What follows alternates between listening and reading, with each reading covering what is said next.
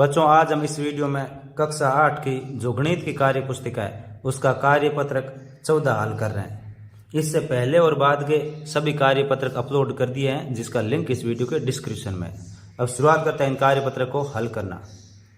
देखिए, question number 1, निम्नलिखित संख्याओं के 4 गुणज लिखिए। 4 गुणज लिखने हैं, यानी जैसे 2 का गुणज लिखना है तो 2 का 2 से गुणा करने पर 4 आएगा, फिर 2 को 3 से गुणा करने पर 6, इसी प्रकार 4 से गुणा करने पर 8 और 5 से गुणा करने पर 10 आएगा। तो ये 2 के गुणज है, यानी 2 की टेबल लिखनी है। जैसे 2 2 2 4 2 3 6 2 4 8 2 5 10, इस प्रकार से।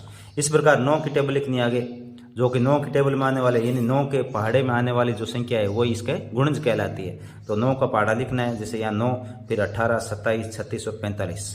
इसी प्रकार इसके गुणज करते हैं। गुणज मतलब इसके गुणा में आने वाली संख्या है। तो 11 का गुणा करेंगे तो इसमें 22 33 44 और 55 आएगा। इसी प्रकार 14 का करेंगे तो 28 42 56 और 70 आएंगे। इसी प्रकार इसका क्वेश्चन नंबर 2, दी गई संख्याओं के गुणज पर गोला लगाइए। यानी जो आगे ये संख्या दे रखी है इसके गुणज होगा उस पर गोला लगाना है। जैसे 5 है तो इसमें देखिए कि कौन सी संख्या जो 5 के गुणा में आती है, तो ये 15, ये 5 के गुणा में आती है, तो ये इसका क्या हो जाएगा, गुणज हो जाएगा। इस पर गोला लगाना है। इसी प्रकार इसमें देखो 8 के गुणज में, तो देखिए ये आगे जो संख्या दे रखी है इसमें 8 में जो इसके गुणा में आता है, 8 इसके गुणा में आता है, 8 के गुणा में 8 ही आता है, बाकी कोई संख्या नहीं आती है, तो ये इसका गुणज हो जाएगा।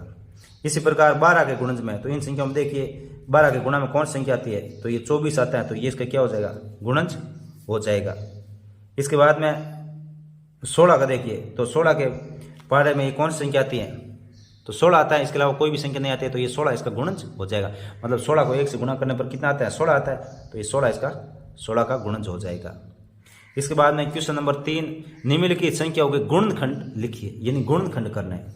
तो जैसे 3 है, 3 का गुणनखंड क्या हो जाएगा, 3 का गुणनखंड 1 और 3 हो जाएंगे, क्योंकि 3 में 1 का भी भाग जाता है और 3 का भी भाग जाता है। जिस संख्या इनमें भाग जाता है वो इसके गुणनखंड कहलाते हैं। तो 1 और 3 हो गए। इसी प्रकार 8 है, तो 8 में 1 का भी भाग जाता है, 2 का भी, 4 का भी और 8 का भी, तो ये इसके गुणनखंड हो जाएंगे। इसी प्रकार 12 है, 12 के गुणनखंड 1 2 3 4 6 और 12, यानी इन संख्याओं इसमें भाग जाता है, तो ये इसके गुणनखंड कहलाएंगे। इसी प्रकार जैसे 1 2 4 8 16, इसका 16 में भाग जाता है, तो ये इसके गुणनखंड कहलाएंगे। इसी प्रकार 18 के गुणनखंड 1 2 3 6 9 18 और 25 के गुणनखंड 1 5 और 25। 30 के गुणनखंड 1 2 3 5 6 10 15 और 30, यानी इनका इसमें भाग जाता है पूरा, तो ये क्या इसके गुणनखंड कहलाएंगे। फिर 35 के 1 5 7 और 35।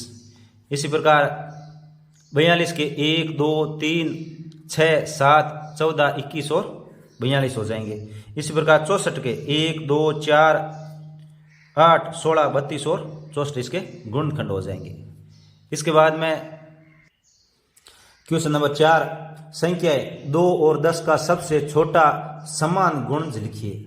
छोटा और समान गुणज, तो इसमें जैसे 2 का पहाड़ा लिखना है, 2 4 6 8 10 12 10 12, इस प्रकार से ये पहाड़ा लिखा। फिर 10 का 10 20 30, तो इन दोनों के अंदर देखिए जो सबसे छोटा जो समान रूप से आया हो वो इसका क्या होगा, सबसे छोटा और समान गुण होगा। तो इसमें देखिए ये 10 आया है और इसमें ये 10 यहाँ पे आया है, तो ये 10 दोनों में सेम आ रहा है, तो ये क्या है, इसका सबसे छोटा और समान गुण हो गया है। तो 2 और 10 का सबसे छोटा और समान गुण 10 होगा। इसके बाद में क्वेश्चन नंबर 5, संख्याएं 3 5 और 15 का सबसे छोटा समान गुण ज्ञात कीजिए। तो 3 का क्या होगा, 3 का 3 6 9 12 15, ये इसके गुणा है। और इस पर 5 के 5 10 15 और 15 के 15 और 30, ये इसके गुणा, यानी इसके गुणा में संख्या आती है। तो इसमें देखना जो सबसे पहले जो सेम अंक है, तो इसमें 15 आ रहा है, इसमें 15 आ रहा है, इसमें 15 आ रहा है, ये आ गया, तो ये सबसे छोटा और समान गुण होगा 3 5 और 15 का, तो इसका उत्तर हो जाएगा 15। इसके बाद में क्वेश्चन नंबर 6, संख्या 20 40 60 का सबसे छोटा समान गुण लिखिए। तो 20 का पहाड़ा लिखेंगे हम, ये 120 तक, फिर 40 का पहाड़ा लिखेंगे तो ये 120 आ गया, और फिर 60 का पहाड़ा लिखेंगे तो ये कितना आ गया, 120। तीनों में 120, जो सबसे पहला जो सेम अंक है वो इसका क्या होता है, गुणज होता है। तो ये 120 120 120 आ रहा है, इससे पहले कोई भी सेम नहीं है, तो ये क्या हो जाएंगे, ये इनके सबसे छोटा और समान गुणज हो जाएगा।